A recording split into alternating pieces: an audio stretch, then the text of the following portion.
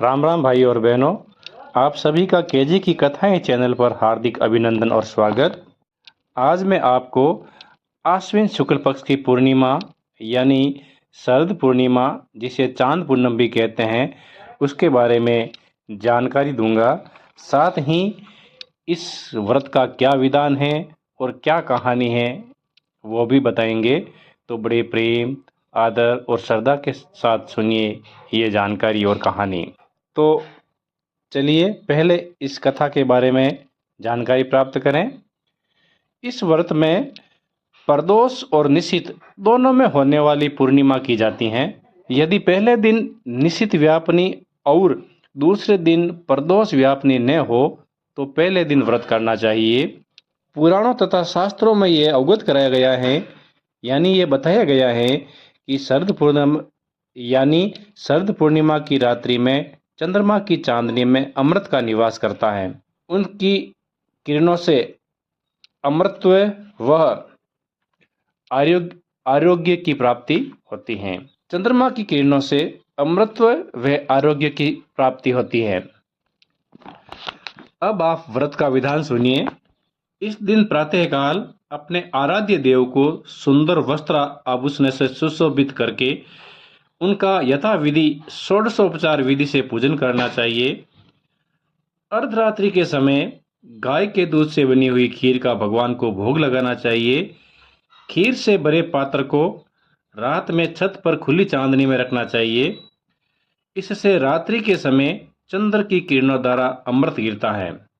पूर्ण चंद्रमा के मध्य आकाश में स्थित होने पर उनका पूजन कर अर्घ्य प्रदान करना चाहिए। इस दिन कांस्य पात्र में घी भरकर स्वर्ण सहित ब्राह्मणों को दान देने से मनुष्य ओजस्वी होता है। अपराह्न में हाथियों का निराजन करने का भी विधान है। भगवान श्री कृष्ण ने इसी तिथि को रासलीला की थी, इसीलिए ब्रज में इस पर्व को विशेष उत्साह के साथ मनाया जाता है। इसे राष्ट्रोत्सव उत्सव या कौमुदी उत्सव भी कहते हैं। आश्विन माह की पूर्णिमा यानी शरद पूर्णिमा के दिन शाम को खीर बनाकर चंद्रमा जी को भोग लगाना चाहिए और खीर, चपड़ों, शक्कर आदि थाली में रखकर छत पर रात को रखना चाहिए और रात्रि को 12 बजे के बाद उसे प्रसाद के रूप में काम लेना चाहिए। शरद पूर्णिमा की रात्रि को चंद्रमा जी की रोशनी में सुई भी पिरोना चाहिए, जिससे आंखों की रोशनी तेज होती है। अब मैं आपको शरद पूर्णिमा की कहानी सुना रहा हूँ, सो बड़े ध्यान और आदर से सुनिए ये कहानी। एक साहूकार के 2 बेटियां थी और दोनों ही बहनें शरद पूर्णिमा का व्रत करती थी। बड़ी बहन पूरा व्रत करती और छोटी बहन अधूरा व्रत करती थी।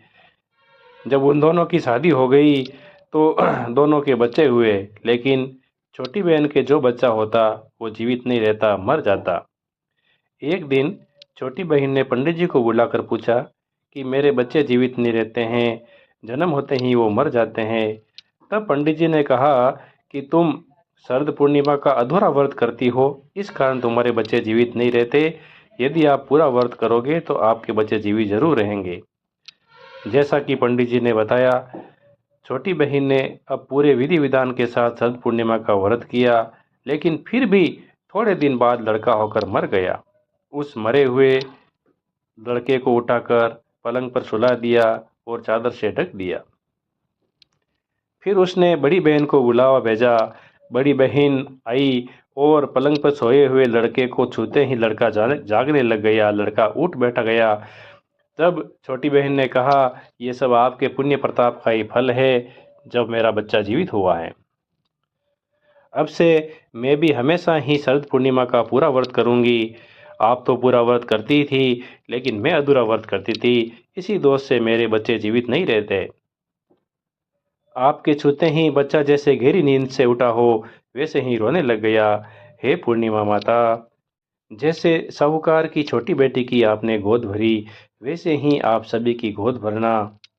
और आपसे भी अनुरोध है कि जो कोई शरद पूर्णिमा की कथा या व्रत करता है उसे पूरा करें, आधा अधूरा नहीं करें। शरद पूर्णिमा को कोजागर व्रत पूर्णिमा भी कहते हैं। अब मैं आपको कोजागर व्रत पूर्णिमा के बारे में बताऊंगा। सो बड़े ध्यान और आदर से सुनिए अब कोजागर व्रत कथा के बारे में जानकारी। आश्विन मास की पूर्णिमा को भगवती महालक्ष्मी रात्रि में यह देखने के लिए घूमती है कि कौन जाग रहा है और कौन सो रहा है। जो जाग रहा है उसे लक्ष्मी जी धन देती हैं। लक्ष्मी जी के कोजागृति कहने के कारण ही इस व्रत का नाम कोजागर पड़ा। इस व्रत में निश्चित व्याधनी पूर्णिमा ग्रहण करनी चाहिए तथा ऐरावत पर आसन इंद्र और महालक्ष्मी का पूजन और उपवास करना चाहिए। रात्रि के समय घृत पूरित और गंध पुष्पादि से पूजित 108 या यथाशक्ति उससे भी अधिक दीप प्रज्वलित करके देव मंदिरों, बाग बगीचों, तुलसी, अश्वत्थ वृक्षों के नीचे तथा भवनों में रखना चाहिए। प्रातःकाल होने पर स्नान आदि करके इंद्र का पूजन कर ब्राह्मणों को घी, शक्कर, मिश्रित खीर का भोजन करवाकर वस्त्र और दक्षिणा देवे। इसके साथ में स्वर्ण के दीपक देने से अनंत फल की प्राप्ति होती है। इस दिन श्री सूक्तम लक्ष्मी स्तोत्र का पाठ ब्राह्मण द्वारा करवाकर कमल गट्टा, पेल, पंचमेवा अथवा खीर द्वारा दशांश हवन करना चाहिए। अब आप कोजागर व्रत कथा ध्यान से सुनिए। मगध देश में वलित नामक एक अथा चक्रवादी ब्राह्मण था। उसकी पत्नी चंडी अति कर्कशा थी। वह ब्राह्मण को रोज ताने देती कि मैं किस दरिद्र के घर आ गई हूँ। वे संपूर्ण लोक में पति की निंदा किया करती थी। पति के विपरीत आचरण करना ही उसने अपना धर्म बना लिया था।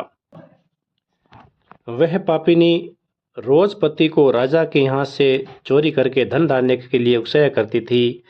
एक बार श्राद्ध के समय उसने पिंडों को उठाकर कुएं में फेंक दिया।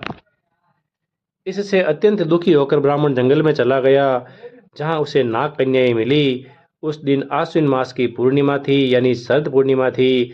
नाग कन्याओं ने ब्राह्मण को रात्रि को जागरण कर लक्ष्मी जी को प्रसन्न करने वाला कोजागर व्रत कहने को कहा। जैसा नाग कन्याओं ने बताया वैसा ही उस ब्राह्मण ने उस कोजागर व्रत किया और उस कोजागर व्रत के प्रभाव से ब्राह्मण के पास अतुल धन संपत्ति हो गई और भगवती लक्ष्मी की कृपा से उसकी पत्नी चंडी की भी मति निर्मल हो गई और वे दंपति सुखपूर्वक रहने लगे।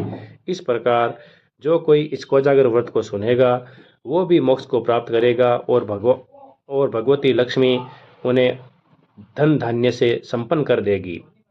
बोलो श्री कृष्णचंद्र भगवान की जय, बोलो विष्णु भगवान की जय, बोलो लक्ष्मी मैया की जय। यदि आपको ये जानकारी अच्छी लगी तो आप लाइक और ज़्यादा से ज़्यादा शेयर करें तथा इस चैनल को सब्सक्राइब करें। धन्यवाद। राम जी राम।